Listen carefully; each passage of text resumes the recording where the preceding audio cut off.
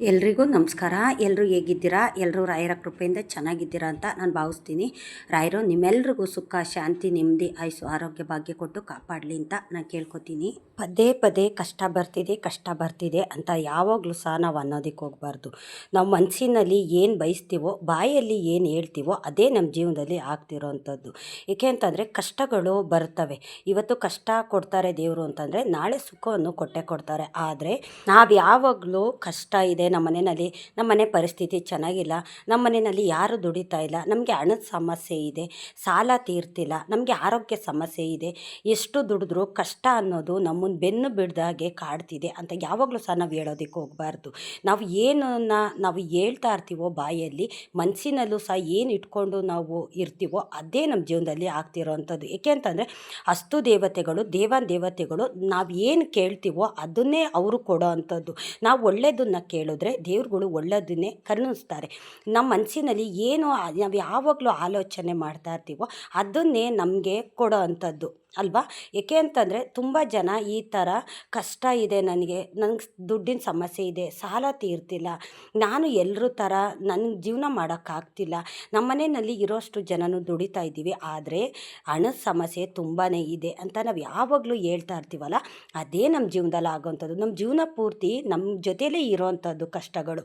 ಅದಕ್ಕೆ ಹೇಳೋದು, ರಾಯರ ಮಠದಲ್ಲಿ ಹೋದಾಗ ರಾಯರು ಬೃಂದಾವನದ ಮುಂದೆ ನಿಂತು ನಾವು ಏನಾದರೂ ಬೇಡಿಕೆ ನಾವು ಕೇಳಿದಾಗ ನಾವು ಯಾವಾಗಲೂ ಅಷ್ಟೇ ನಮ್ಮ ಕಷ್ಟಗಳನ್ನ ಹೇಳೋದಕ್ಕೆ ಹೋಗಬಾರ್ದು. ಕಷ್ಟಗಳಿಗೆ ಹೇಳಬೇಕು, ನನ್ನ ಜೊತೆ ರಾಯರು ಇದ್ದಾರೆ, ನಾನು ನಂಬಿರೋ ದೇವತೆಗಳಿದ್ದಾರೆ, ನನ್ನ ಮನೆ ದೇವರಿದ್ದಾರೆ, ಬ್ರಹ್ಮಾಂಡನೇ ಕಾಯೋ ಅಂತ ಶ್ರೀಕೃಷ್ಣ ಪರಮಾತ್ಮ ಇದ್ದಾರೆ, ಇವರೆಲ್ಲ ಇರಬೇಕಾದ್ರೆ ಕಷ್ಟ ನೀನು ನನ್ನ ಜೊತೇಲಿ ಇರೋಕ್ಕಾಗೋದಿಲ್ಲ ಅಂತ ನಾವು ಕಷ್ಟಗಳಿಗೆ ಹೇಳ್ಬೇಕು. ನಾವು ದೇವ್ರ ಮುಂದೆ ನಿಂತ್ಕೊಂಡು ಕಷ್ಟಗಳಿಗೆ ಹೇಳ್ಬೇಕು, ನನ್ನ ಜೊತೆ ರಾಯರು ಇದ್ದಾರೆ ಅಂತ ನಾವು ಈ ಥರ ನಾವು ಹೇಳ್ತು ಅಂತಂದರೆ ಕಷ್ಟಗಳು ಸಹ ಎದ್ರುಕೊಂಡು ಹೊರಟೋಗ್ತವೆ.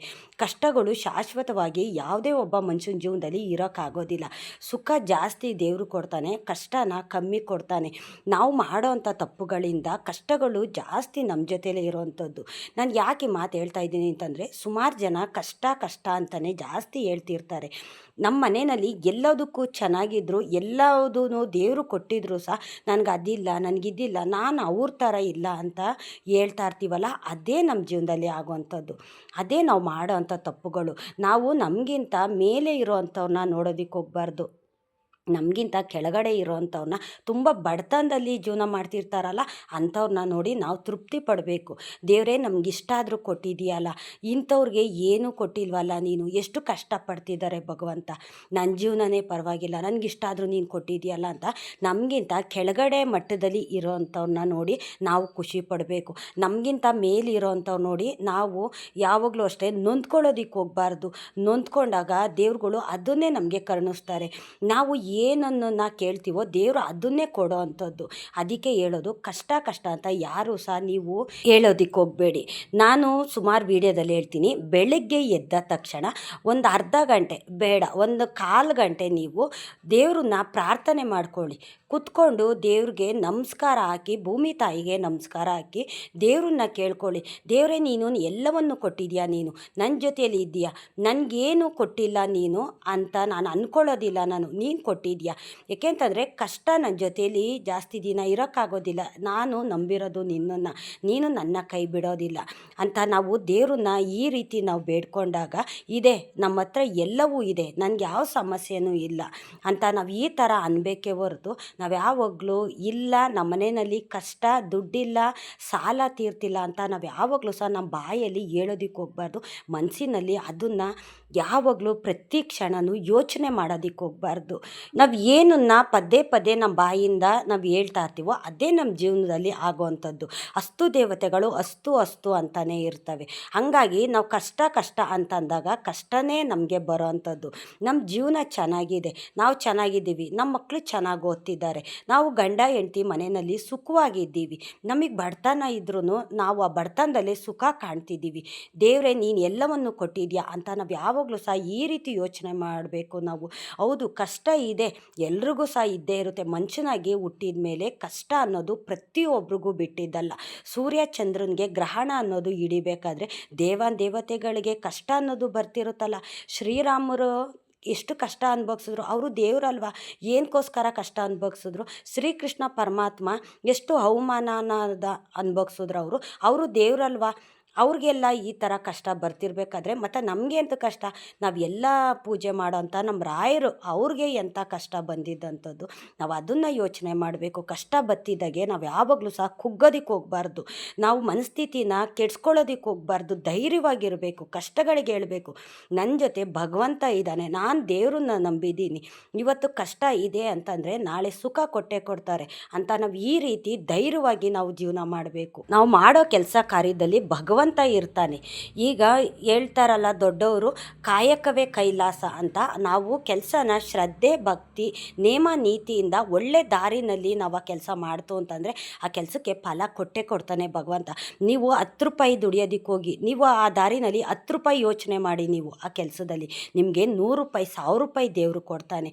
ಏಕೆ ಅಂತಂದರೆ ದೇವರು ಕಷ್ಟದಲ್ಲೇ ಇರೋವಂಥದ್ದು, ಸತ್ಯ ಧರ್ಮ ದಾರಿನಲ್ಲಿ ಭಗವಂತ ಇರೋವಂಥದ್ದು. ಯಾರು ಸತ್ಯ ಧರ್ಮ ಒಳ್ಳೆ ಮಾತಾಡ್ತಾರೋ, ಒಳ್ಳೆ ಕೆಲಸ ಕಾರ್ಯಗಳನ್ನ ಮಾಡ್ತಾರೋ ಅಲ್ಲಿ ದೇವ್ರು ಇರ್ತಾನೆ, ನಮ್ಮ ಜೊತೆಲೇ ದೇವ್ರು ಇರ್ತಾರೆ. ನಾವು ದೇವ್ರನ್ನ ಎಲ್ಲೂ ಸಹ ಹುಡಿಕೊಂಡು ಹೋಗಬೇಕಾಗಿಲ್ಲ, ನಮ್ಮ ಜೊತೆಲೇ ಇರ್ತಾರೆ. ನಾವು ಮಾಡೋ ಕೆಲಸದಲ್ಲಿ ಪ್ರತಿಯೊಂದು ಮಾತಲ್ಲೂ ಸಹ ಭಗವಂತ ಇರ್ತಾನೆ. ನಾವು ಯಾರ ಮನಸ್ಸಿಗೂ ಸಹ ನೋವಾಗೋ ಥರ ನಡ್ಕೊಳ್ಳೋದಕ್ಕೆ ಹೋಗಬಾರ್ದು. ಏಕೆಂತಂದರೆ ನಮಗೆ ಯಾರಾದರೂ ಬೇಜಾರಾಗೋ ಥರ ಮಾತಾಡಿದ್ರೆ ನಮಗೆಷ್ಟು ಬೇಜಾರಾಗುತ್ತೆ, ಅದೇ ರೀತಿ ನಾವು ಸಹ ಬೇರೆಯವ್ರ ಮನಸ್ಸಿಗೆ ನೋವಾಗೋ ಥರ ನಾವು ಮಾತಾಡೋದಕ್ಕೆ ಹೋಗಬಾರ್ದು. ಆವಾಗ ದೇವ್ರುಗಳು ಸಹ ನಮ್ಮ ಜೊತೇಲಿ ಇರೋದಿಲ್ಲ. ನೀನು ಈ ಥರ ಎಲ್ಲ ಮಾತಾಡ್ತೀಯಲ್ಲ, ಬೇರೆಯವ್ರ ಮನಸ್ಸಿಗೆ ನೋವಾಗೋ ಥರ ನಡ್ಕೋತೀಯ, ಬೇರೆಯವ್ರ ಜೀವನನ ಹಾಳು ಮಾಡ್ತೀಯ ಅಂತ ನಮಗೆ ಕಷ್ಟ ಕೊಡೋ ಅಂಥದ್ದು. ನಾನು ಅದಕ್ಕೆ ಪ್ರತಿಯೊಂದು ವಿಡಿಯೋದಲ್ಲೂ ಸಹ ನಾನು ಹೇಳೋದು, ನಾವು ಏನನ್ನು ದೇವ್ರನ್ನ ಕೇಳ್ತೀವೋ ಅದಕ್ಕೆ ಪ್ರತಿಫಲವಾಗಿ ಭಗವಂತ ಕೊಡ್ತಾನೆ. ನೀವು ಸುಮಾರು ಜನ ಕಷ್ಟ ಕಷ್ಟ ಅಂತಲೇ ಹೇಳ್ತಾ ಇರ್ತೀರ, ಬೇಡ ಕಷ್ಟ ಅಂತ ಹೇಳೋದಕ್ಕೆ ಹೋಗಬೇಡಿ. ಕಷ್ಟದ ಜೊತೆಲಿ ಭಗವಂತನೇ ಇರ್ತಾನೆ. ನಮ್ಗೆ ಕಷ್ಟ ಕೊಡೋದಕ್ಕಾದರೂ ದೇವ್ರ ಅನುಗ್ರಹ ಇರಬೇಕಲ್ವ. ಇಂಥವ್ರಿಗೆ ಇಷ್ಟಿಷ್ಟು ಕಷ್ಟ ಕೊಡಬೇಕು ಅಂತ ನಮ್ಮ ಬಗ್ಗೆನೇ ಯೋಚನೆ ಮಾಡ್ತಿರ್ತಾರೆ ಭಗವಂತ. ಆವಾಗ ನಮ್ಮ ಜೊತೇಲಿ ದೇವ್ರು ಇರ್ತಾರಲ್ಲ, ನಾವು ಇಷ್ಟನ್ನ ಅರ್ಥ ಮಾಡ್ಕೋಬೇಕು. ಏಕೆ ಅಂತಂದರೆ ಸುಮಾರು ಜನ ದೇವ್ರ ಪೂಜೆ ಮಾಡೋದಿಲ್ಲ, ರಾಯರ ಮಠಕ್ಕೆ ಹೋಗೋದಿಲ್ಲ, ಏನೋ ಒಂಥರ ಯಾರಿಗೋ ಒಳ್ಳೇದಾಗಿದೆ, ಯಾರಿಗೋ ಏನೋ ಮಾಡ್ತಿದ್ದಾರೆ ಅಂತಂದ್ಬಿಟ್ಟು ನಾವು ರಾಯರ ಮಠಕ್ಕೆ ಹೋಗಿ ಅಲ್ಲಿ ಸೇವೆ ಮಾಡೋದಾಗಲಿ, ಮನೆಯಲ್ಲಿ ರಾಯರ ಪೂಜೆ ಮಾಡೋದಾಗಲಿ ಮಾಡೋಕ್ಕೆ ಹೋಗಬಾರ್ದು. ನಮ್ಗೆ ಒಳ್ಳೇದಾಗಬೇಕು, ನಮ್ಮ ಜೊತೇಲಿ ದೇವ್ರು ಇರಬೇಕು. ಮೊದಲದಾಗಿ ನಾವು ಕೇಳ್ಕೊಬೇಕಾದ್ದು, ನೀವು ನಮ್ಮ ಜೊತೇಲಿ ಇರಬೇಕು. ನಮ್ಮ ಕಷ್ಟ ಸುಖ ದುಃಖ ನೋವು ನಲಿವು ನಮ್ಮ ಬಡತನದಲ್ಲಿ ನಮ್ಮ ಹಸಿವಿನಲ್ಲಿ ನೀವಿರಬೇಕು ಭಗವಂತ ಅಂತ ನಾವಿಷ್ಟನ್ನ ನಾವು ಕೇಳ್ಕೊಳ್ಳೋದಕ್ಕೆ ಹೋಗಬಾರ್ದು. ಯಾರಿಗೋ ಒಳ್ಳೇದಾಗಿದೆ ಅಂತ ಅವರು ದೇವ್ರ ಪೂಜೆ ಮಾಡ್ತಿದ್ದಾರೆ ಅಂತ ನಾವು ಆ ತಪ್ಪುಗಳನ್ನ ನಾವು ಮಾಡೋದಕ್ಕೆ ಹೋಗಬಾರ್ದು. ಭಗವಂತ ಸೂಚನೆ ಕೊಡ್ತಾರೆ, ಆ ಸೂಚನೆ ಮುಖಾಂತರ ನಾವು ನಡೀತಾ ಹೋಗಬೇಕು. ಏಕೆ ಅಂತಂದರೆ ದೇವರುಗಳು ಇದನ್ನೆಲ್ಲ ನಮಗೆ ಪರೀಕ್ಷೆ ಹೊಡ್ತಾರೆ. ಕಷ್ಟ ಕೊಟ್ಟು ಸಹ ನೋಡ್ತಾರೆ, ಸುಖ ಕೊಟ್ಟಿನೂ ನೋಡ್ತಾರೆ. ಕಷ್ಟ ಬಂದಾಗ ನನ್ನನ್ನು ಎಷ್ಟು ನೆನೆಸ್ಕೋತಾರೆ, ಎಷ್ಟು ಪೂಜೆ ಮಾಡ್ತಾರೆ ಅಂತ ಅನ್ನೋದು ಪರೀಕ್ಷೆ ಮಾಡ್ತಾರೆ. ಮತ್ತು ಸುಖ ಕೊಟ್ಟಾಗ ನನ್ನನ್ನು ಎಷ್ಟು ನೆನೆಸ್ಕೋತಾರೆ, ಎಷ್ಟು ಪೂಜೆ ಮಾಡ್ತಾರೆ, ಎಷ್ಟು ಜನಕ್ಕೆ ಇವರು ಒಳ್ಳೇದು ಮಾಡ್ತಾರೆ, ಯಾವ ಥರ ಮಾತಾಡ್ತಾರೆ, ಒಳ್ಳೆ ಮಾತಾಡ್ತಾರ ಕೆಟ್ಟು ಮಾತಾಡ್ತಾರ, ಬೇರೆಯವ್ರ ಮನಸ್ಸಿಗೆ ನೋವಾಗೋ ಥರ ನಡ್ಕೋತಾರ ಅಂತ ಈ ರೀತಿಯೂ ಭಗವಂತ ಯೋಚನೆ ಮಾಡ್ತಾರೆ. ನೀವು ನಿಮ್ಮ ಕಷ್ಟಗಳನ್ನ ಯಾರ ಕೈಲೂ ಸಹ ಹೇಳ್ಕೊಳ್ಳೋದಕ್ಕೆ ಹೋಗಬೇಡಿ. ಜನ ಕೈಲಂತೂ ಮೊದಲೇ ನಮ್ಮ ಕಷ್ಟಗಳನ್ನ ಹೇಳ್ಕೊಳ್ಳೋದಕ್ಕೆ ಹೋಗಬಾರ್ದು. ರಾಯರ ಮುಂದೆ ಕೂತ್ಕೊಳ್ಳಿ, ನಿಮ್ಮ ಮನೆ ದೇವ್ರ ಮುಂದೆ ಕೂತ್ಕೊಂಡು ಭಕ್ತಿಯಿಂದ 2 ದೀಪ ಹಚ್ಚಿ ದೇವ್ರಿಗೆ ನಮಸ್ಕಾರ ಮಾಡಿ ನೀವು ತುಪ್ಪದ ದೀಪ ಬೆಳಗಿ ದೇವ್ರಿಗೆ ಕೇಳ್ಕೊಳ್ಳಿ. ನೀವು ನಿಮ್ಮ ಕಷ್ಟ ಏನಿದೆ, ಏನು ಯಾರು ನೋವು ಕೊಡ್ತಿದ್ದಾರೆ, ಯಾವ ರೀತಿ ನಿಮಗೆ ಅನುಗ್ರಹ ಆಗಬೇಕು ಅಂತ ರಾಯರನ್ನ ಕೇಳ್ಕೊಳ್ಳಿ. ಖಂಡಿತ ಒಳ್ಳೇದು ಮಾಡೇ ಮಾಡ್ತಾರೆ. ಬೆಳಗ್ಗೆ ಎದ್ದ ತಕ್ಷಣ ಒಂದು 10 ನಿಮಿಷ ಇಲ್ಲ 1/4 ಗಂಟೆ ನೀವು ದೇವ್ರಿಗೆ ಅಂತಲೇ ಒಂದು 1/4 ಗಂಟೆ 10 ನಿಮಿಷನ ಇಟ್ಬಿಡಿ. ನೀವು ದೇವ್ರನ್ನ ಶ್ಲೋಕ ಹೇಳಿ, ನೀವು ದೇವ್ರನ್ನ ಜಪ ಮಾಡಿ, ನೀವು ಒಳ್ಳೇದಾಗ್ತಿದೆ ನಮ್ಮ ಜೀವನದಲ್ಲಿ ಅಂತ ಈ ರೀತಿ ನೀವು ಯಾವಾಗಲೂ ಸಹ ಮನಸ್ಸಿನಲ್ಲಿ ಯೋಚನೆ ಮಾಡಿ. ನೀವು ಕೆಲಸ ಮಾಡ್ತಿರ್ತೀರ, ಮನೆಯಲ್ಲಿ ಇರ್ತಿರಲ್ಲ, ಇಲ್ಲ ಹೊರ್ಗಡೆ ಹೋಗ್ತಿರ್ತಿರಲ್ಲ, ಯಾವಾಗಲೇ ಆಗಿರಲಿ ನೀವು ರಾಯರನ್ನ ಪ್ರತಿ ಕ್ಷಣವೂ ನೀವು ಜಪ ಮಾಡಿ, ರಾಘವೇಂದ್ರಾಯ ನಮಃ ರಾಘವೇಂದ್ರಾಯ ನಮಃ. ನೀವು ನನ್ನ ಜೊತೇಲಿರ್ವಿ ಭಗವಂತ, ನನ್ನ ಕೆಲಸ ಕಾರ್ಯದಲ್ಲಿ ನೀವಿರಿ ತಂದೆ, ನನ್ನ ಕಷ್ಟ ಸುಖದಲ್ಲಿ ನೀವಿರಿ ಭಗವಂತ. ಇಷ್ಟನ್ನೇ ನಾವು ಕೇಳ್ಕೋಬೇಕಾದಂಥದ್ದು. ನಾವು ಇಷ್ಟನ್ನು ಕೇಳ್ಕೊತು ಅಂತಂದರೆ ಖಂಡಿತ ರಾಯರು ಅನುಗ್ರಹ ಮಾಡೇ ಮಾಡ್ತಾರೆ. ನಾವು ಯಾವಾಗಲೂ ಸಹ ನೆಗೆಟಿವ್ ಆಗಿ ಮಾತಾಡೋದಕ್ಕೆ ಹೋಗಬಾರ್ದು. ನಾವು ಯಾವಾಗಲೂ ನೆಗೆಟಿವ್ ಆಗಿ ಮಾತಾಡ್ತು ಅಂತಂದರೆ ನಮ್ಮ ಮನೆಯಲ್ಲಿ ಅದೆಲ್ಲ ಆವರಿಸ್ತಿರುತ್ತೆ, ನಮ್ಮ ಮನೆಯಲ್ಲಿ ಸುತ್ತಕೊಳ್ಳುತ್ತೆ. ನಮ್ಮಲ್ಲಾಗಿರ್ಬೋದು, ನಮ್ಮ ಮನೆಯಲ್ಲಾಗಿರ್ಬೋದು, ನಮ್ಮ ಕಷ್ಟಗಳು ಸುತ್ಕೊಂಡ್ಬಿಡುತ್ತೆ. ನಾವು ಎಷ್ಟೇ ಬಿಡಿಸಿದ್ರೂ ಆ ಕಷ್ಟಗಳು ಬಿಟ್ಟು ಹೋಗೋದಿಲ್ಲ. ನಾವು ಅದಕ್ಕೆ ಈ ಥರ ತಪ್ಪುಗಳು ಮಾಡ್ದಿರ ದೇವ್ರ ಪೂಜೆ ಮಾಡಬೇಕು, ಒಳ್ಳೆ ಕೆಲಸ ಕಾರ್ಯಗಳನ್ನ ನಾವು ಮಾಡಬೇಕು. ಆದಷ್ಟು ನಿಮ್ಮ ಕೈಲಾದಷ್ಟು ಯಾರಿಗಾದರೂ ಒಂದು ₹5 ಇಲ್ಲ ಒಂದು ₹2 ಆಗೋಷ್ಟು ದಾನ ಮಾಡಿ. ಏಕೆಂತಂದರೆ ಹಸ್ತೋರ್ಗೆ ಅನ್ನ ಹಾಕಿದ್ರೆ ಆ ಒಂದಲ್ಲಿ ಭಗವಂತ ಇರ್ತಾನಂತೆ. ಒಂದೊಂದು ಅಕ್ಕಿ ಕಾಳಲ್ಲೂ ಒಬ್ಬೊಬ್ಬರು ಹೆಸರು ಬರೆದಿರುತ್ತೆ, ಇಂಥವ್ರಿಗೆ ಸೇರಬೇಕು, ಇಂಥವ್ರ ಒಟ್ಟಿಗೆ ಹೋಗಬೇಕು ಅಂತನ್ನೋದು ಭಗವಂತನ ಇಚ್ಛೆ ಆಗಿರುತ್ತೆ. ಹಂಗಾಗಿ ನಮ್ಮ ಕೈಲಿ ಆದಷ್ಟು ಹಸ್ತೋರ್ಗೆ ಅನ್ನ ಹಾಕಬೇಕು. ದೇವಸ್ಥಾನಗಳಲ್ಲಿ ಸಾವಿರಾರು ಜನ ಬಂದು ಅಲ್ಲಿ ಊಟ ಮಾಡ್ತಾರೆ, ನಿಮ್ಮ ಕೈಲಾದಷ್ಟು ಅಕ್ಕಿ ಬೆಲ್ಲನ ದಾನ ಮಾಡಿ. ಒಳ್ಳೆ ಕೆಲಸಗಳನ್ನ ನಾವು ಮಾಡ್ತಾ ಹೋದರೆ ಖಂಡಿತ ರಾಯರು ನಮ್ಮ ಜೊತೆಯಲ್ಲೇ ಇರ್ತಾರೆ. ನಮ್ಮ ಮನೆ ದೇವರು ಮುಕ್ಕೋಟಿ ದೇವತೆಗಳು ನಮ್ಮ ಜೊತೆಲಿದ್ದು ನಮಗೆ ಆಶೀರ್ವಾದ ಮಾಡ್ತಾರೆ. ನಮ್ಮ ಜೀವನನ ಇವತ್ತು ಕಷ್ಟ ಕೊಟ್ಟಿದ್ದಾರೆ ಅಂದರೆ ನಾಳೆ ಸುಖನ ದುಪ್ಪಟ್ಟಷ್ಟು ಕೊಟ್ಟೇ ಕೊಡ್ತಾರೆ.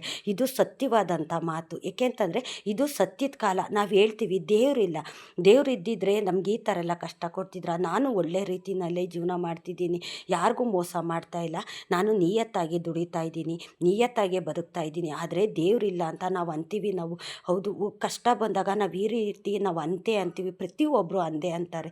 ಏಕೆಂತಂದರೆ ದೇವ್ರು ಇರ್ತಾರೆ. ಇವತ್ತು ನಿಮ್ಗೆ ಯಾರು ನೋವು ಕೊಟ್ಟಿರ್ತಾರೋ, ಯಾರು ನಿಮ್ಮ ಕಣ್ಣಲ್ಲಿ ನೀರು ಹಾಕ್ಸಿರ್ತಾರೋ ಅವ್ರು ಕಷ್ಟಪಡೋದನ್ನ ನೀವೇ ನಿಮ್ಮ ಕಣ್ಣಾರ ನೋಡೋ ಥರ ದೇವರು ಅನುಗ್ರಹ ಮಾಡ್ತಾರೆ. ದೇವ್ರು ಇದ್ದಾರೆ, 100ಕ್ಕೆ 100ರಷ್ಟು ಭಗವಂತ ಇದ್ದಾನೆ. ನಿಮಗೆ ಕಷ್ಟ ಬಂದಾಗ ಜನದ ಹತ್ರ ಕೈ ಚಾಚೋದಕ್ಕೆ ಹೋಗಬೇಡಿ, ಜನದ ಹತ್ರ ಸಹಾಯ ಕೇಳೋದಕ್ಕೆ ಹೋಗಬೇಡಿ. ಭಗವಂತನ ಮುಂದೆ ಕೂತ್ಕೊಳ್ಳಿ, ದೇವ್ರ ಮುಂದೆ ಕೂತ್ಕೊಂಡು ನನಗೆ ಈ ಥರ ಕಷ್ಟ ಇದೆ, ನನಗೆ ಸಮಸ್ಯೆ ಇದೆ, ನನಗೆ ಹಣಕಾಸಿನ ಸಮಸ್ಯೆ ಇದೆ, ನನ್ನ ಸಾಲ ತೀರ್ತಾ ಇಲ್ಲ, ನೀನೇ ಅನುಗ್ರಹ ಮಾಡಬೇಕು, ನೀನು ಏನು ಮಾಡ್ತೀಯ ಅಂತ ನನಗೆ ಗೊತ್ತಿಲ್ಲ ಭಗವಂತ, ನಾನು ನಿನ್ನನ್ನು ನಂಬಿದ್ದೀನಿ. ನಾನು ಯಾವ ಜನನ ಹತ್ರನೂ ನಾನು ಸಹಾಯ ಕೇಳ್ಕೊಂಡು ಹೋಗೋದಿಲ್ಲ. ಏಕೆಂತಂದರೆ ಅವರು ಇವತ್ತು ಸಹಾಯ ಮಾಡ್ತಾರೆ, ನಾಳೆ ಎತ್ತಾಡ್ತಾರೆ. ನಾನು ಜನದ ಹತ್ರ ಸಹಾಯ ಕೇಳೋದಿಲ್ಲ. ನಾನು ನಿನ್ನ ಮುಂದೆ ಕೈ ಚಾಚಿ ಸೆರಗೊಡ್ಡಿ ಬೇಡ್ತೀನಿ ಭಗವಂತ, ನನ್ನ ಕಷ್ಟ ದೂರ ಮಾಡು, ನನ್ನ ಜೊತೇಲಿ ನೀನು ಇರಬೇಕು ಅಂತ ನಾವು ಇಷ್ಟನ್ನ ರಾಯರ ಹತ್ರ ಕೇಳಿಕೊಂಡು ಮನಸ್ಸಿನಲ್ಲಿ ಯಾವಾಗಲೂ ಸಹ ದೇವ್ರನ್ನ ನೆನೆಸ್ಕೊಳ್ಳಿ. ನೀವು ಬೇರೆ ಯಾರ ಜೊತೆನೂ ಜಾಸ್ತಿ ಮಾತುಕತೆ ಆಗಲಿ ಇನ್ನೊಂದಾಗಲಿ ಸಂಪರ್ಕ ಇಟ್ಕೊಳ್ಳೋದಕ್ಕೆ ಹೋಗಬೇಡಿ. ಏಕೆಂತಂದರೆ ಜನದ ಹತ್ರ ಮಾತಾಡಿದ್ರೆ ನಾವೊಂದು ಆಡ್ತೀವಿ, ಅವರೊಂದು ಆಡ್ತಾರೆ, ಅದು ಎಲ್ಲೆಲ್ಲೋ ಹೋಗುತ್ತೆ, ಏನೇನೋ ಆಗುತ್ತೆ. ನೀವು ದೇವ್ರನ್ನ ಸ್ಮರಣೆ ಮಾಡಿ, ಮನೇಲಿರೋರಾಗಿರ್ಬೋದು ಇಲ್ಲ ಕೆಲಸಕ್ಕೆ ಹೋಗೋರಾಗಿರ್ಬೋದು, ನಾವು ಎಷ್ಟು ಮಾತಾಡ್ತೀವೋ ಅಷ್ಟೇ ಒಳ್ಳೆಯದಾಗ್ತಿರುತ್ತೆ. ಏಕೆಂತಂದರೆ ನಾವು ಏನೋ ಒಂದು ಟೈಮಲ್ಲಿ ಬಾಯಿ ತಪ್ಪಿ ಏನಾರ ಅಂತಂದರೆ ಬೇರೆಯವ್ರ ಮನಸ್ಸಿಗೆ ನೋವಾಗುತ್ತೆ. ಅವರು ತಿರ್ಕೊಂಡು ನಮಗೇನಾದ್ರು ಹೇಳ್ದಾಗ ನಮಗೂ ಸಹ ನೋವಾಗುತ್ತೆ. ಅದಕ್ಕೆ ನಾನು ಹೇಳೋದು, ಜಾಸ್ತಿ ನೀವು ಜನನ ಬೆರೆಯೋದಕ್ಕೆ ಹೋಗಬೇಡಿ, ಜನ ಸಂಪರ್ಕ ಇಟ್ಕೊಳ್ಳೋದಕ್ಕೆ ಹೋಗಬೇಡಿ. ಹೌದು, ಕಷ್ಟದಲ್ಲಾದವ್ರನ್ನ ನಾವು ನೆನೆಸ್ಕೋಬೇಕು, ಅವ್ರನ್ನ ಆರಾಧಿಸ್ಬೇಕು. ಏಕೆ ಅಂತಂದರೆ ಜಾಸ್ತಿ ಜನ ಸಂಪರ್ಕ ಇಟ್ಕೊಂಡಷ್ಟು ನಮಗೆ ಕಷ್ಟ ಬರೋವಂಥದ್ದು, ತೊಂದರೆ ಬರೋವಂಥದ್ದು ನಿಮ್ಮ ಸುಮಾರು ಜನಕ್ಕೂ ಈ ಥರ ಅನುಭವಗಳಾಗಿರುತ್ತೆ ಅಲ್ವಾ. ಅದಕ್ಕೋಸ್ಕರ ನಾನು ಹೇಳ್ತಾ ಇರೋವಂಥದ್ದು, ಸುಮಾರು ಜನ ಜಾಸ್ತಿ ಜನನ ಹಚ್ಕೊಂಡು ಬಿಡ್ತಾರೆ, ಹಚ್ಕೊಂಡು ಅವರು ದೂರ ಆಗ್ತಾರೆ. ಗಲಾಟೆ ಆಗ್ಬೋದು, ಒಂದು ದುಡ್ಡು ಸಹಾಯ ಮಾಡಿರ್ತಾರೆ, ದುಡ್ಡು ಕೊಡೋಕ್ಕಾಗಿಲ್ಲ ಅಂತಂದ ಸಮಯ ಬಂದಾಗಲೂ ಸಹ ಅವಾಗ ಅವರೇನೋ ಮಾತಾಡ್ತಾರೆ, ನೀವೇನೋ ಮಾತಾಡ್ತೀರಾ, ಅದೇನಾಗುತ್ತೆ, ನಿಮ್ಮ ಫ್ರೆಂಡ್ಶಿಪ್ಪು ಸಹ ಕಟ್ಟಾಗುತ್ತೆ, ಸಂಬಂಧಗಳು ಕಟ್ಟಾಗುತ್ತೆ. ಅದಕ್ಕೆ ಹೇಳೋದು, ನಿಮ್ಮ ಕಷ್ಟ ಬಂದಾಗ ಭಗವಂತನ ಹತ್ರ ಭಕ್ತಿಯಿಂದ ಸೆರಗೊಡಿ ಕೇಳಿ, ಕೈ ಚಾಚಿ ಕೇಳಿ, ಭಿಕ್ಷೆ ಬೇಡಿ ರಾಯರ ಹತ್ರ. ಖಂಡಿತ ರಾಯರು ಯಾರಿಗೂ ಸಹ ಭಿಕ್ಷೆ ಅಂತ ಕೊಡೋದಿಲ್ಲ, ಅವ್ರ ಜೀವನನೇ ರೂಪಿಸ್ತಾರೆ. ರಾಯರು ನಂಬಿರೋ ಅಂಥವ್ರನ್ನ ಕೋಟ್ಯಾಂತರ ಕೋಟಿ ಜನನ ಅನುಗ್ರಹ ಮಾಡಿದ್ದಾರೆ, ಅವ್ರ ಜೀವನನ ಹಚ್ಚ ಹಸಿರಾಗಿಟ್ಟಿದ್ದಾರೆ. ಇವತ್ತು ಕಷ್ಟ ಅಂತ ಯಾರಿದ್ರೋ ಅವ್ರಿಗೆ ನಾಳೆ ಸುಖವನ್ನು ಕೊಟ್ಟೇ ಕೊಟ್ಟಿದ್ದಾರೆ. ರಾಯರು ಪೂಜೆ ಮಾಡೋಂಥ ನಾವು ಸುಮಾರು ಜನ ನೋಡಿದ್ದೀವಲ್ಲ, ಅವ್ರ ಜೀವನ ಯಾವ ಥರ ಇದೆ, ರಾಯರು ಯಾವ ಥರ ಅನುಗ್ರಹ ಮಾಡಿದ್ದಾರೆ, ಅವ್ರ ಜೀವನನೇ ಬದಲಾಯಿಸಿದ್ದಾರೆ. ನಾವು ಈ ಥರ ಇದ್ವಾ ಅಂತ ಅಂದ್ಕೊಳ್ಳೋದಕ್ಕೂ ಸಾಧ್ಯವಾಗೋದಿಲ್ಲ, ಅವ್ರು ಯೋಚನೆನೂ ಮಾಡೋದಿಲ್ಲ, ಆ ಥರ ಅವ್ರ ಜೀವನನ ಬದಲಾಯಿಸಿರ್ತಾರೆ. ರಾಯರಿದ್ದಾರೆ ನಮ್ಮ ಜೊತೇಲಿ, ರಾಯರ ಹತ್ರ ನಮ್ಮ ಕಷ್ಟ ಎಲ್ಲ ಹೇಳ್ಕೊಳ್ಳೋಣ, ರಾಯರ ಹತ್ರ ಭಕ್ತಿಯಿಂದ ನಾವು ಬೇಡೋಣ, ನಾವು ಭಿಕ್ಷೆ ಬೇಡೋಣ ರಾಯರ ಹತ್ರ. ಜನದ ಹತ್ರ ಯಾವತ್ತೂ ಅಷ್ಟೇ ಸಹಾಯ ಅನ್ನೋದು ಕೇಳೋದಕ್ಕೆ ಹೋಗಬೇಡಿ. ಇವತ್ತು ಅವ್ರು ಕೊಟ್ಟರು ಅಂತಂದರೆ ನಾಳೆ ಎತ್ತಾಗ್ತಾರೆ, ನಿಮಗೆ ನೋವಾಗೋ ಅಂಥದ್ದು.